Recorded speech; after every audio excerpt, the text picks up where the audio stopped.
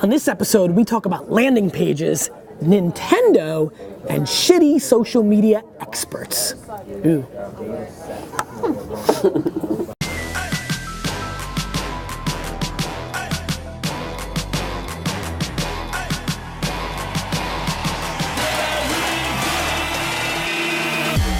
You ask questions, and I answer them. This is the Ask Gary Vee Show. Hey everybody, this is Gary Vee, Nerdchuck, and this is episode 106 of the Ask Gary Vee Show. All right guys, get back to work, relax. We don't have to go so quiet. Jeez. All right, India, let's get into the show. First one's from David. Oh, they really got back into it. I'm shocked. David asks, if you were going to be on TV and you could only promote one platform to be followed on, which one would it be? David, tremendous question. The answer would be I would reverse engineer the audience of the show. One of the biggest reasons I think that I've had success as a communicator is I'm not religious about what I have to say at that moment. I'm religious about what does the audience on the other side need or want to hear if I was them, using the empathy radar. And so if I'm at USC, I'm gonna throw on a guru shirt as a ha ha ha and really just jam on how do I bring them value. Like if I really took entrepreneur class, like let me prove to you that you shouldn't be in that class, go and be an entrepreneur, right? If I'm on TV and I'm on CNN or Fox or CNBC, I need to hit the masses. That's gonna be it's gonna be everybody, but 35 to 75. So I would answer Facebook in that environment because it's gonna reach the most potential people. But if I'm on the youngest skewing show I can think of, I don't know, some sort of show that's targeting 15 to 20 year olds, though they're not watching TV anymore, but let's say, if I was on a YouTube show talking, then I would probably drive Snapchat as the one platform, probably Instagram actually, if I'm gonna fully answer that, probably Instagram. And so to me, I'm answering you, and one of the interesting things is I really got into the community this weekend. The kids were playing around in the backyard. I had a lot of pockets to like kind of check out my phone. I engaged a little bit. Big shout out to a lot of you. A lot of you saw me jumping into your Facebook comments. It was interesting to see how people are analyzing the show, and I want to say, back to me listening, I want to say, if you just watch the way I answered that question, I'm trying to bring as much value across the board to everybody. I answered the question, it's Facebook, it's Snapchat, but I also want people to understand it's reverse engineering the audience that's listening in every environment, in every interview with Inc. magazine, in every TV show, I'm in Ireland, I'm in the middle America. If I'm in Alabama, I curse a little less because cursing's not as great in the Bible Belt, and so, but if I'm in Brooklyn, to 16-year-olds, I'm gonna bring it. That's that. Chris asks, do you think that the Nintendo NX running on Android would be a bit bizarre? Feels like Nintendo might not want to invest so heavily in home consoles anymore. Thanks, Mike. Chris, great question. Sorry to randomly jump into your question and answer it, but that's what we do on the Ask Gary Vee Show. I don't think, first of all, Nintendo should be concerned and should not bet on just being a home console because there's no such thing anymore. That's like being a TV provider and only caring about the TV set in a world where this is the #1 device in our society. And so I would argue it's about time, Nintendo. Where have you been for the last 48 months, Mario? Because you've been wasting your time away as other people have been jumping, and there should be no Angry Birds. That should have been Princess from Zelda, but no, Nintendo was slow and old, and to Nintendo's credit, once a playing card company in the way back, a little history lesson for the kids, Nintendo needs to pivot again and start acting 2016, 17, and so if they're betting on being a home console or holding on like, there's still a place for home consoles, they're completely out of their goddamn mind because everything's going on over the top of a television set, and so to me, it's not like weird, shouldn't they be worried about that? It's weird, where the hell have you been? Paul asks, do you recommend your website's landing page be a jab like a blog or a right hook?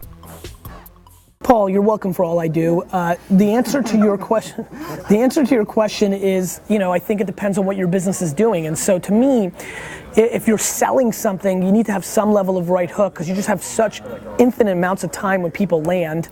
But if you're selling information or you're looking to brand awareness, or you've been so selly as an organization for such a long time, you need a counter move to soften your right hooks. And that's it. And that's the theme of 106 episodes, which is that every answer is different. It's a reason I can give away my best advice here, have all my competitors at other agencies and other things come here. I mean, I had a bunch of competitors, literally small intermediates, asking me for advice over the weekend in email, which I was answering because at the end of the day, I can give my best advice because it's all in theory, right? It's all in theory. I can give this kind of detail, which is pretty significant, but then you still got to get into one extra layer. The clients of Maynard, the things that I work on, have to get to one extra layer of detail to be successful. And so to me, I'd have to audit what the business or organization was doing for the last 12, 24, 36 months, if it existed. And then I'd need to understand what it needs to achieve. But once you understand what you're trying to achieve, all your behavior has to match that. And that's why a strategy, a religion, a belief system is so imperative in what you do. The amount of people that are watching this show right now that are wishy-washy on what they're trying to achieve, caring about dumb shit like, oh, I want a nice watch or a car, like, you're gonna lose. If you understand how to level that up, I can get any watch and any car I want because I leveled up. And I still don't want that bullshit. And so I'm not judging you, you do what you want, but I promise you, push yourself to understanding what you're doing at 1, 2, 3 levels higher, and you'll amass that success along the way that are beneath you. If you want that thing right in front of you, if you go above it, that thing is a byproduct of you shooting for a higher plane. So I think it comes down to the details. Matthew asks, why is it that people who specialize in social media never have a clear-cut social media brand except tweeting links? Matthew Roth, thank you so much for asking this question to the world that I just jumped into and rode into the show. I agree 1000%. I'm flabbergasted. As somebody who wrote a book called The Thank You Economy that talked about engagement and all the social media, this was 2011, where I was definitely supply and demand-wise at the top of a pyramid of social media experts. I like to think I still am, but I like separating myself by actually putting in the work. It was stunning to me how many people were like, Gary Vee, that was the best book, you're so right. And I jump in and look, they haven't replied to anybody. Like, all they do is go around and just share links trying to build up. They're literally playing, you wanna talk about not understanding the game that matters? Literally their behavior was caring about how many followers they had. You wanna talk about an action I will never care about? It's how many top line potential awareness I have with. I care about the depth. I care about the 24 people that jumped on this last week and watched 40 episodes and really care and really intrigued and see some value. That's what I care about. It's about depth. 24 people. That's how much I get excited about it in a world where people want to, I'm going to get to 10,000. I'm going to get to 100,000. A lot of social media professionals share a crap load of content because it gets retweeted and that's how they get followers, not recognizing what is that behavior towards. I mean, just to remind the market, I was, what I did by speaking about the future, social media, was it allowed me to build a business, allowed me to build a foundation off that thought leadership. And it was a clear-cut plan, right? It wasn't like super like, oh, like, how do we get here? Oh, weird. How do we get here? No, it wasn't any of that. It was understanding that my behavior had a map what I wanted to happen. And by the way, even this in itself, in 5 years, when you watch something that I put out, will make sense that this wasn't even the end goal. The end goal is not to build a $100 million a year agency. And so I think the reason they suck is because they suck. I think the reason that a lot of social media professionals suck is because I think a lot of real estate agents and a lot of SEO experts and a lot of like whatever's hot, let me jump on it. People jumped on social media because nobody knew what the hell it was. And there's a lot of players who jump ahead of things that nobody understands and tries to collect fast nickels and pennies during that indecisive gray period instead of looking for the long dollars or the long Benjamins, as P. Diddy and B.I.G., may he rest in peace, Stefan, used to say. And Lil' Kim, I like the way she used to say it. You're a big Lil' Kim fan, India? Sure, yeah. Like, tell me what you feel when you hear the word Lil' Kim. Lil' Kim? I don't know. Like Queen Bee, like that? Yeah, like Queen, Yas Queen, yeah. Yeah, okay, good.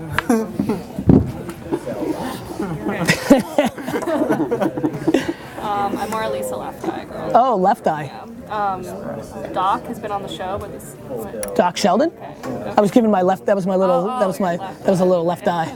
Doc Sheldon? On the show, but this is a really good question. I love Doc. If you could- He's been pounding me. Doc, I apologize. I know I have to answer something for you. I'm like insane in the membrane on my email. Like worst all time. Like I'm so humbled by the you getting 500 emails a second hurts your left eye.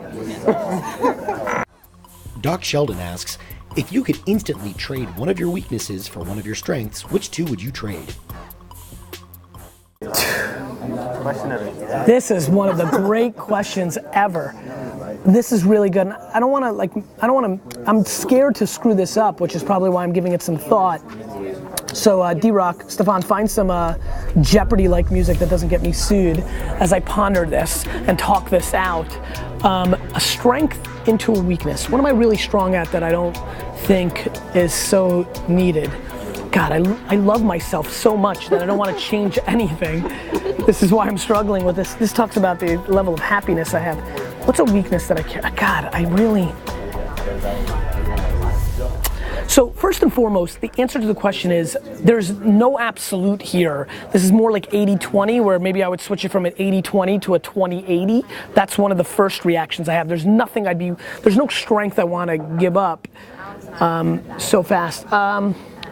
You know, at some level,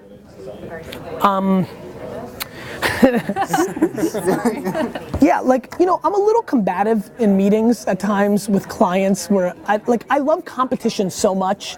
I would say being competitive is probably as big of a deal as it is, but I would say that my competitive gene goes 5 to 7% too far. I would give up 5 to 7% of it because it's insane.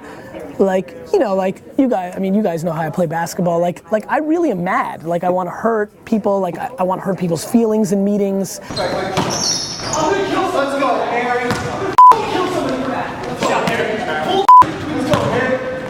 Like I literally, like in meetings, will turn red. My eyes will turn red when somebody says something that I think is really disrespectful to my company, and literally try to historically clown them in the meeting so that forever they're contemporaries at that table. I literally want to say things that the other people at the table on their side tell to their grandchildren, like, oh, I was once in this meeting with this Gary Vaynerchuk guy, and he said to Rick, who was a douchebag boss, he said, "Fuck you." Like, you know, like I'm very into that. I want to like end the debate in the room at that time, whereas I could have done it afterwards. I could have done it a little more politically correct. But if I get to that rogue tilt place emotionally in a business meeting, even maybe the first time we ever meet, I let my competitive juices, I can feel it. It's like that Incredible Hulk type stuff. Like I can feel like, oh crap, I'm about to destroy this person's soul. So that's one thing that I would give back 5 to 7%. On a weakness that I'd like to have a more of a strength on, I'd like to remember people's names better. That's very easy. I spend an enormous amount of time in our HR software trying to make sure I know everybody's names. You know, and then the answer really is I have to listen a little bit better in the initial meeting. Like I'm like, hey, I'm Gary. You need to say, hi, I'm India. Yeah, hey. But like when she says, hey, she's India, like I'm not listening. I'm already like on to like, oh, hey, I'm Gary. I'm Stefan. Right, I didn't listen, right? And so like not listening when people say hello is a weakness, because if I actually listen, I'll have a 50% chance of remembering their name. It's crazy. I will remember everything. I'm very visual, like I can never get lost. I'm killer on directions. I will bring up stuff that happened between us like 15 years from now, you're like, what? Like if I see it, it's on, but and if I hear it, it's on, but I need to listen in the first place to remember your name. So remembering names is something I'm passionately upset with myself about. Like Doc, you could see I knew Sheldon, like I knew right away. I know what his, like I know it visually. I know his like his profile, side face, like hair, like glasses. Like I know exactly who he is, but I sometimes names I struggle with. It's everything. Cool. Question of the day. What is your favorite all-time Nintendo game? Favorite all-time Nintendo game. Andrew, favorite all-time Nintendo game? Give it to him. Show me. NBA Jam. Hang time, NBA Hang Time. Just the worst on camera. Dude, you're just the worst. He's just the worst. Think about that one. You're just the worst. You keep asking questions, I'll keep answering them.